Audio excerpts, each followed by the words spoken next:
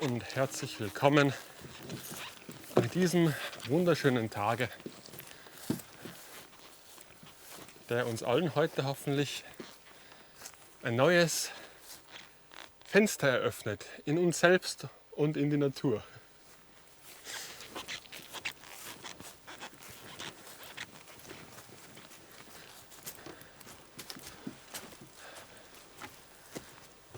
Oh.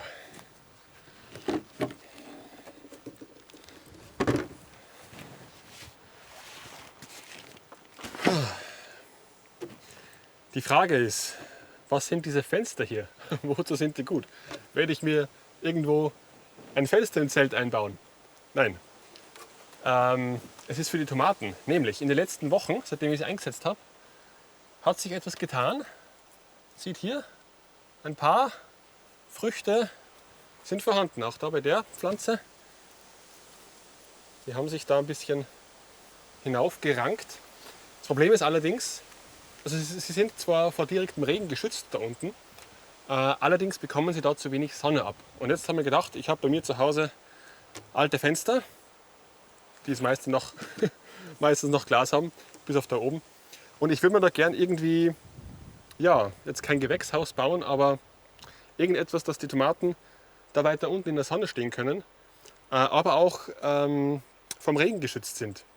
Drum werden wir schauen, ob wir irgendwas basteln können aus diesen alten Fenstern.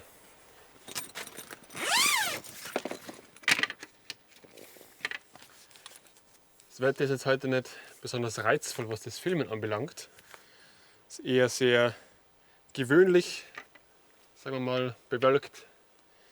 Es macht kein schönes Licht für die Filmaufnahmen. Aber man kann auch bei jedem Wetter draußen was Spannendes finden. Später dazu mehr. Jetzt bauen wir erstmal ein Halbglashaus, ein Glasdach vielleicht. Schauen wir mal, wir haben hier noch passendes Holz vom Bau für Plattform. Ich hätte dann so irgendwas gedacht. Schauen wir mal, wo wir da hinkommen.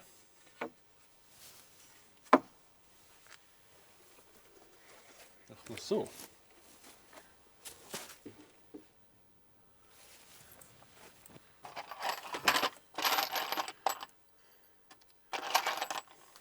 Das Gute mit den Holzrahmenfenstern, da kann man einfach was reinschrauben. Ich glaube, wenn ihr das von oben durchschraubt, dann ist zu wenig Gewinde drinnen. Ich werde das von unten reinschrauben.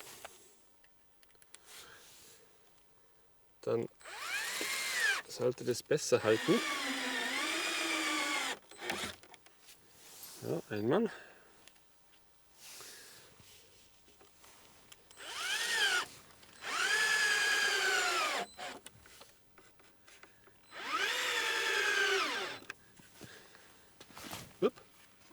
Ein Vordach ist im Weg. So, das zweite Fenster, das hat alle drei Glasscheiben noch. Gibt es eigentlich da oben, also es gibt innen und außen. Gehen wir die Außenseite nach oben. Das habe ich jetzt bei dem unteren natürlich falsch gemacht. Das werde ich nochmal umdrehen müssen. Also weil das ist jetzt die Innenseite bei dem alten Fenster und da sitzen die Gläser viel weiter drinnen und sind noch nicht mit Silikon abgedichtet oder was immer das auch draußen ist. Ja, Silikon. Und darum würde ich da jetzt das Wasser sammeln und dann hätte ich da einen kleinen See.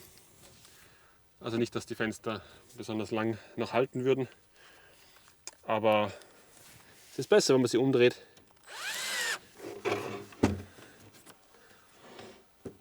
Genau, dann kann da schön das Wasser ablaufen von oben.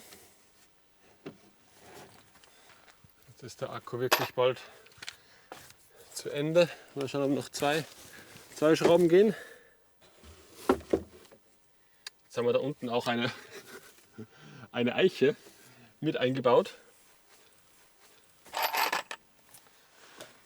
So, dann schauen wir mal, wie wir die da drunter bringen, die Pflanze. Die Erde ist übrigens ziemlich feucht, also das scheint funktioniert zu haben, die da oben zu haben. Ich habe jetzt in den letzten Wochen die beiden Regenrinnen gar nicht mehr oben gehabt, weil es ist genug Wasser auch so reingekommen. Es hat sehr stark geregnet teilweise. Mal schauen. Oh, aber wir können da, nachdem die das so schräg rausgewachsen ist aus dem Topf, können wir sie einfach da so unten halb rausschauen lassen. Dann regnet das Wasser rein von hier. Aber die Pflanzen sind, also die Blätter sind im Trockenen. Wir biegen sie mal vorsichtig in die richtige Richtung. Die Früchte sind da hinten. So, dann nehmen wir die zweite auch noch.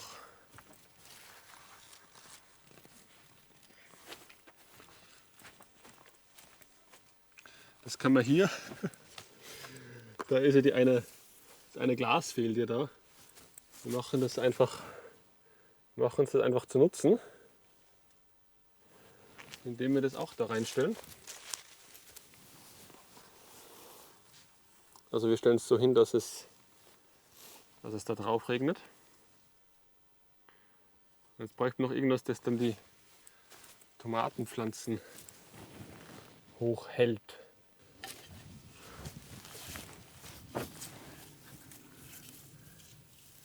Nehmen wir da einfach ein bisschen was und stellen das da drauf oder vielleicht einfach ohne dem, dass es hier ein bisschen höher ist.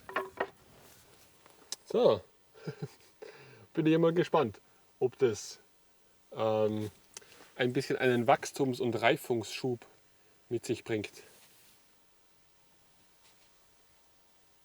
Man kann hier auch ein paar Triebe ausgeizen. Vielleicht hole ich da die Kamera näher, damit man sieht, was ich meine. Es gibt da solche Triebe, die zwischen zwei so herauswachsen. Die nehmen nur Nährstoffe weg. Hoppala. Ja, jetzt habe ich den auch abgebrochen. Ja, da sind keine Früchte dran. Die können wir ein bisschen wegnehmen. Auch da unten. Damit die Nährstoffe eher in die Pflanzen reingehen. Vielleicht können wir überhaupt ein paar von denen, die nichts bringen, einfach rausnehmen.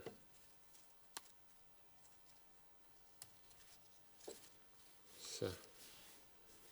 Schauen wir mal, ob dann die Früchte mehr Energie abbekommen.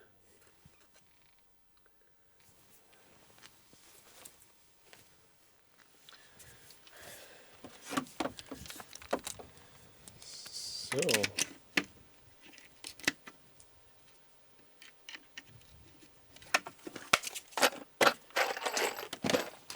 Jetzt können wir noch den aufgebrauchten Akku anhängen.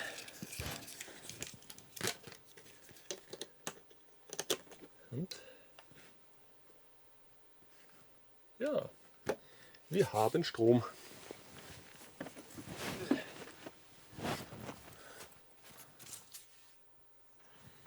Ich würde jetzt gerne ein bisschen in den Wald gehen, an einen zufällig ausgewählten, gewöhnlichen Ort. Und um diesen Ort zu finden,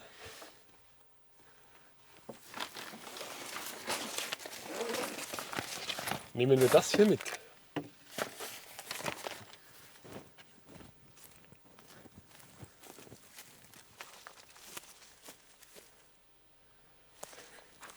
Ich bin jetzt unweit vom Zelt entfernt, so 50 Meter. Da beginnt ein sehr offenes Waldstück. Und dort würde ich gerne einen Ort aussuchen, zufälligerweise. Nicht einfach irgendwo hingehen und sagen, oh, da schaut es schön aus, sondern des Experimentes wegen einen zufälligen Ort. Und um das auszuwählen, habe ich hier meinen alten Bogen ausgegraben, der schon etwas verbogen ist, vielleicht deswegen der Name. Und ein paar Pfeiler, die, glaube ich, alle ohne Spitze sind. Ja, was das Ganze ein bisschen schwieriger machen wird, aber macht nichts. Also die Idee ist, ich schieße den Pfeil irgendwo hin, suche ihn, finde ihn auch wieder und dann können wir dort hingehen und schauen, was die Natur dort in der Umgebung so zu bieten hat.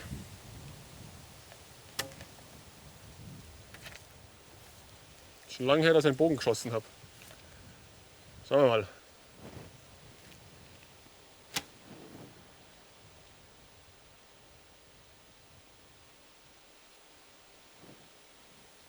Da vorne.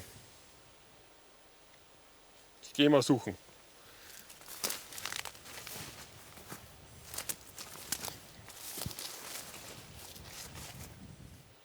Oh, ich glaube da vorne.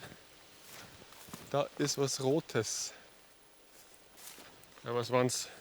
40 Meter oder so, wo er gelandet ist.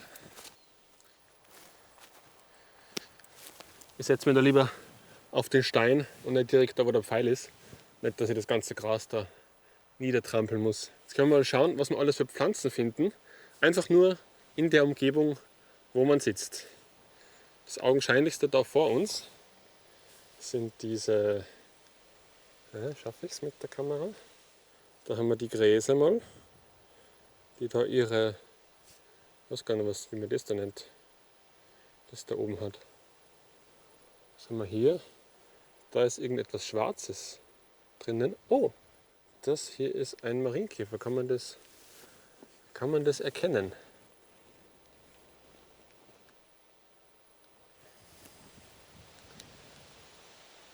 Das ist ein bisschen schwer zu erkennen.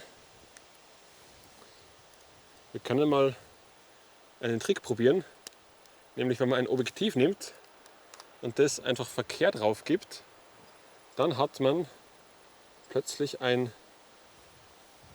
unglaublich riesiges Makroobjektiv. Da kann man dann plötzlich sehr viel erkennen. Allerdings ist es gerade leider viel zu windig, als dass ich diesen Marienkäfer hier filmen könnte. Na? Vielleicht warten wir einfach kurz eine Windpause ab.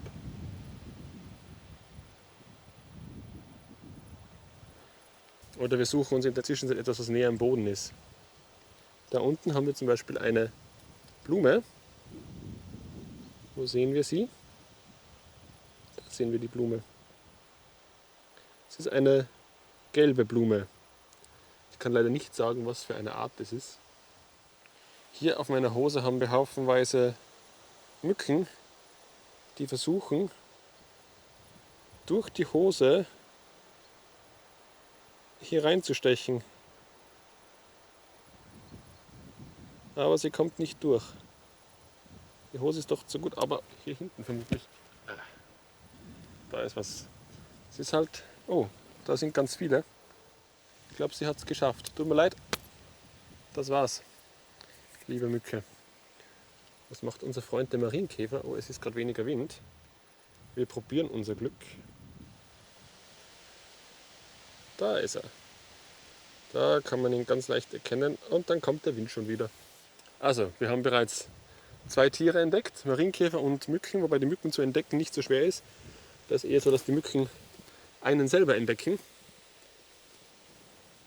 Ich sehe gerade, ich sitze hier auch auf sehr schönem Moos herum. Ich finde gerade Moos äußerst spannend, weil wenn man sich das mal näher ansieht, ja, da haben wir davor auch eine Flechte, die da auf einem Ast ist. Hier haben wir diese helleren grünen Moospolster. Ich werde jetzt hier sehr stark von den Mücken aufgefressen. Und es sieht auch so aus, als ob es zu regnen beginnt. Darum werde ich mich, glaube ich, jetzt eher wieder zurück zum Zelt aufmachen. Nicht, dass hier der ganze Regen über die unabgedeckten Kameras kommt. Das wäre nicht so fein. Aber ich hoffe, dass dieser kleine Ausflug auch euch motiviert, einen scheinbar unscheinbaren Platz im Wald einmal genauer zu untersuchen und all die kleinen Details zu entdecken, die leicht übersehen werden können. Ich wünsche euch viel Zeit in der Natur und bis nächste Woche in Jojos Camp.